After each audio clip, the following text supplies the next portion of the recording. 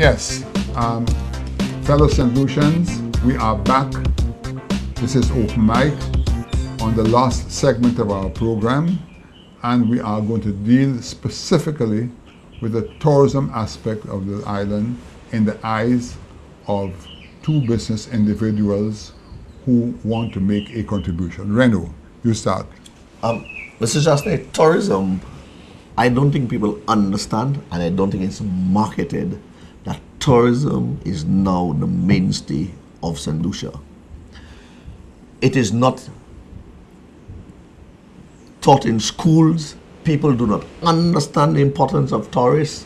That is why we continue to see tourists not being treated the way that they should be, and we will continue to have a problem. I think there needs to be a major drive to make people understand the importance of tourism in St. Lucia. The taxi drivers, the guys on the streets that harass the tourists. Every day I pass by the cruise ships. The police is not doing nothing. The tourism officials are doing nothing about it. But people who come into your country do not want to be harassed. I go on a cruise and I don't want to be harassed. And that is what we consistently see. Tourism is continuing to do very well for St. Lucia. I think over the last 2 years, tourism has done excellent and has held St. Lucia together, contrary to a lot of the reports that we've been hearing. Yeah, you know, Rayneau,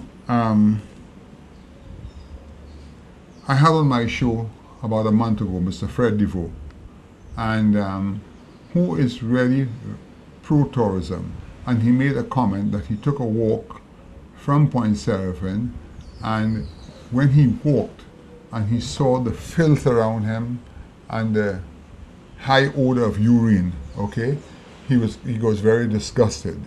Now, there is a logo which says St. Lucia Simply Beautiful, and we have to be careful when you send those out, those slogans, and you can't produce it. You know, you take Castries today, okay? We really need to do something to hold tourism at a certain level. When you have a cruise ship going to ports like St. Martin, Aruba, and those various places, we need to send a group of journalists to take and film what they see when they enter those ports. I have said repeatedly, coming into Port Castries sends the wrong signal. You have garbage down floating by the Latok area, you have old wrecks sitting there, you have on the side by the old banana boat, a road caving in, you have containers lying with flatbeds, yeah, all along the road on a tourist route. That is not acceptable. You have 130,000 gallons of raw excreta going into your harbor every day, okay? These are just basic things that which need to be done. Last week, a couple of weeks ago, the Prime Minister received 100,000 euros from the French government to do a feasibility, when in fact since 1997, I was told $31 million was made available through WASCO. It was never taken up to clean up that mess. This cannot be allowed to continue. And as you rightly said, people have to understand this is your livelihood you're dealing with. You take, for instance, adjacent to the Bank of St. Lucia, by the customs, you have 3 or 4 shacks on the sidewalk. I have said repeatedly, what is a sidewalk? A sidewalk is a side to walk on, okay? You cannot put shacks on that. It doesn't make sense, because directly behind that you have shed 4 and 5, which have been closed for 18 years. All you can do for now is to put 40 doors and paint it a nice pastel color and bring the people there, and they'll still be right there. So you don't have to be on a sidewalk, okay? And you're quite correct. You know, in the market, for instance, the people have complained of leaks in the market, okay? Don't tell me in this day and age with technology, these leaks can be easily fixed. Opposite the market, you have, for instance, the area where they go. You saw all the old pieces of tarpaulin covering it when it rains. Yeah. That's wrong, because they are indeed poor people and they must be helped.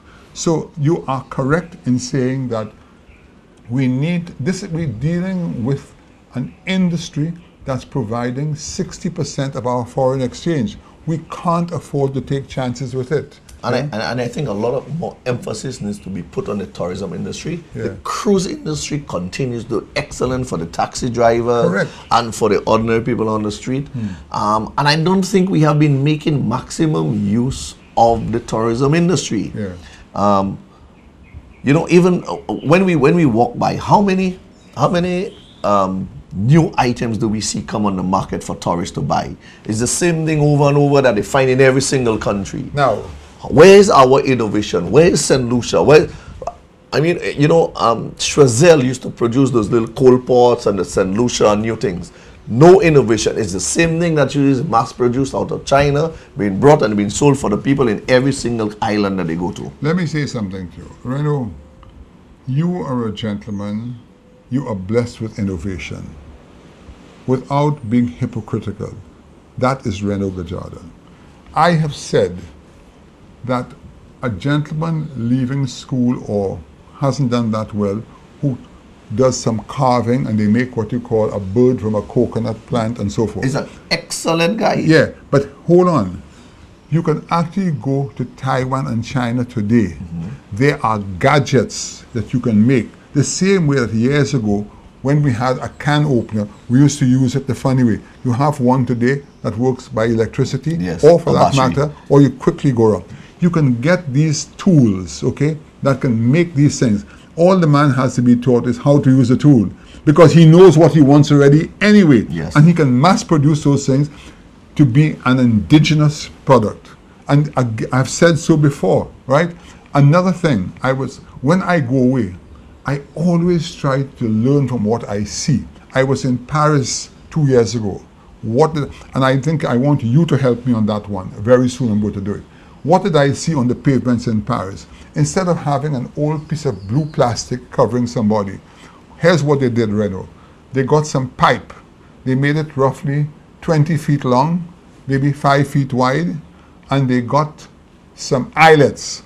And the same plastic, okay, and they just tied in, so it fits tight.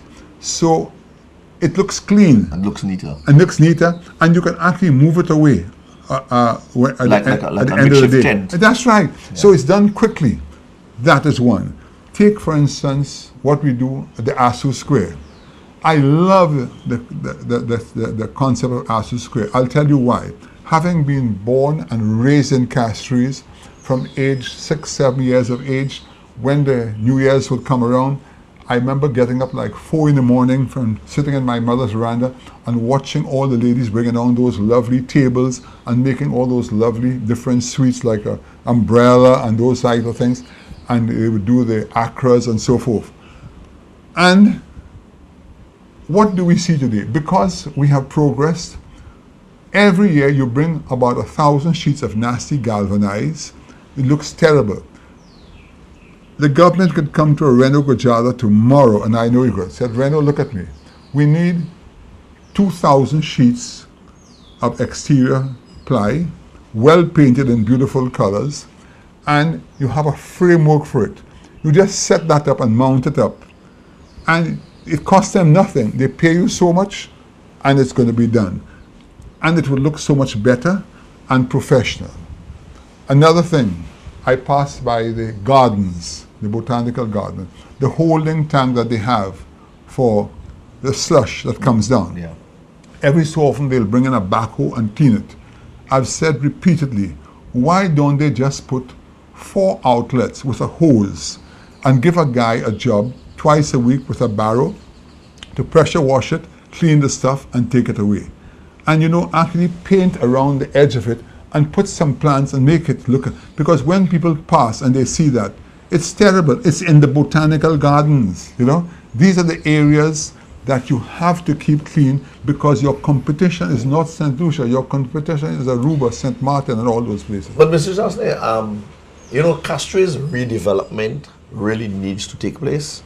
But I think before the actual redevelopment takes place, I think a lot of focus needs to be put on what we already have, just to make it look better. Correct. Which is from Point Seraphine right across Jeremy Street to that area, which is where the tourists really pass. And some work needs to be done. And apart from cleaning it up, I think they need to get rid of the people who consistently harass the tourists. And it's not that we do not know who. I pass them every day, and I feel really bad driving past and seeing those guys harass the tourists. That needs to be looked in seriously. You know, but tell you something, Rayneau, one of the problems in Castries is lack of parking. You accept that? It is, okay? Yes. And on a parting note, I have said repeatedly that the Prince Alfred Basin, I wish I could say to you before my show is over, Rayneau, I'm giving you a contract on Monday morning. I need you to get down there to the Prince Alfred Basin, clear out those forklifts, clear out those containers, get 50 columns, 15 to 20 feet high, cast a slab of concrete over that whole area, and we have parking for 500, either vehicles or 500 cars, whatever the case may be. At the back of the fire station, where there was a Bailey Bridge, the government have a couple of Bailey Bridges here now, put back the Bailey Bridge, fix that road, so all the traffic can shoot out. And when that is done, the Blue Coral building, which loses $130,000 a month presently, based on their investment, could actually survive.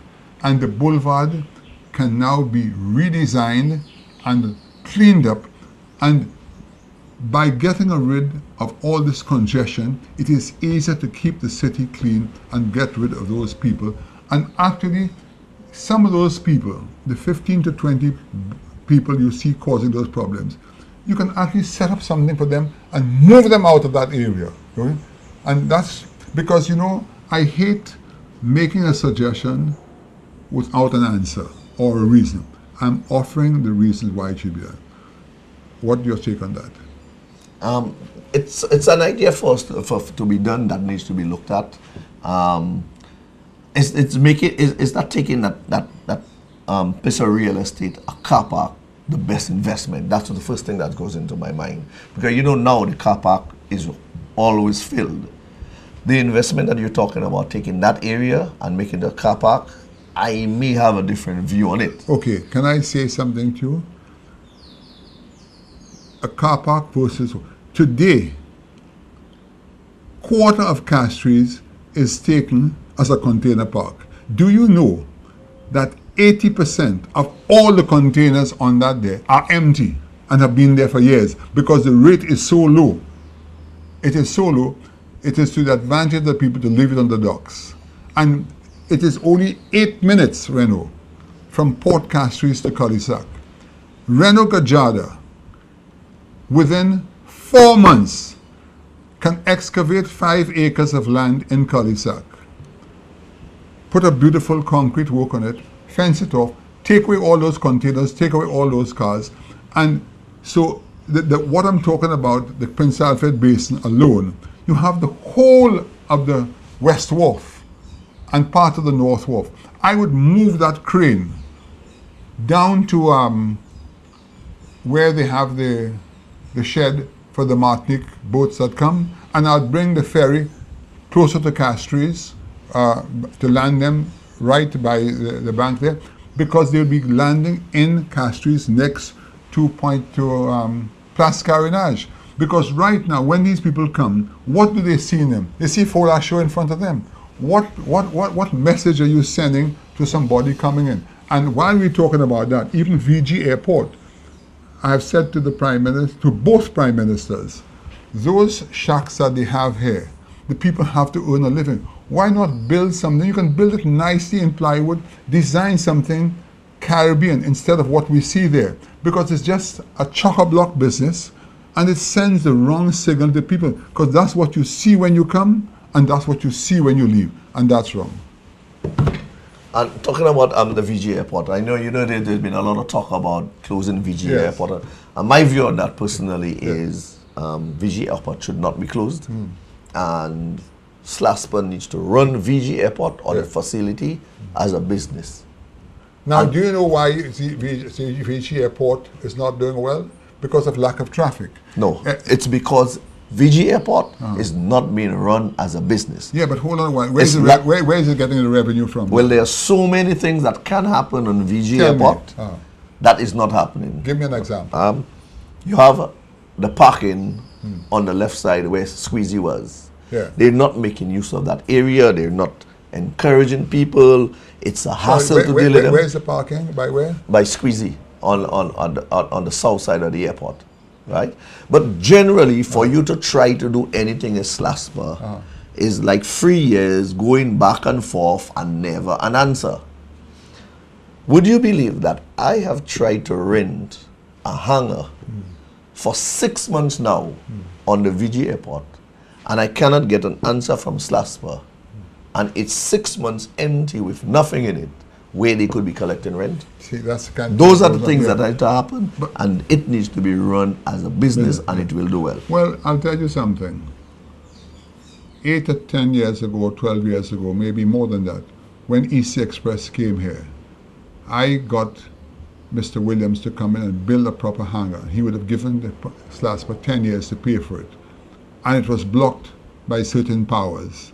Okay? But that's what I'm saying. And imagine that EC Express operated for 7 months. And what did I have to do? And it's still there today. I had to bring 2 40-foot containers, put an old tarpaulin, and get a hose to wash down the planes. And EC Express, they were renting 14 homes in St. Lucia. And today, if we had the EC Express here, we'd be running our own business.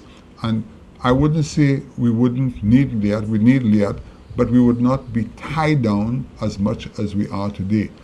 And on a parting note, okay, since the departure of American Eagle, 65%, I'm told, of the revenue from that went down. Because at one flight, at one stage, there are almost 4 to 6 flights a day coming into VG. Right. And I have said there's a company called Seaborn which has filled the slot for American Eagle. It flies to Dominica, St. Martin, Guadeloupe, many of the islands. It doesn't fly to St. Lucia. And there are 40-seater planes that should be brought back into here because it would help. You need revenue, okay? But I hear what you say, and you are correct, but you also need revenue to get the place going. So again, please, we have been on this show. This is my 10th or 12th show. I have spoken about those things. We are here to help St. Lucia, to drive St. Lucia forward, and please let us bury the hatchets that exist, talk to people who understand what is going on, and make these things happen.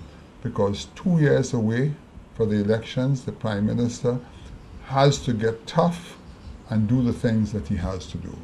At this point in time, I want to thank Mr. Gajadhar greatly for being here today. I enjoyed being with him because he and I are on the same wavelength, and we share a lot of the same opinions, despite that we do disagree on certain parts of them, but then that's what makes business. People learn from each other and understand if you're doing something wrong, listen to your counterparts and avoid making mistakes. Thank you, Mr. Justin. It's been a pleasure. Thank you so much. Right.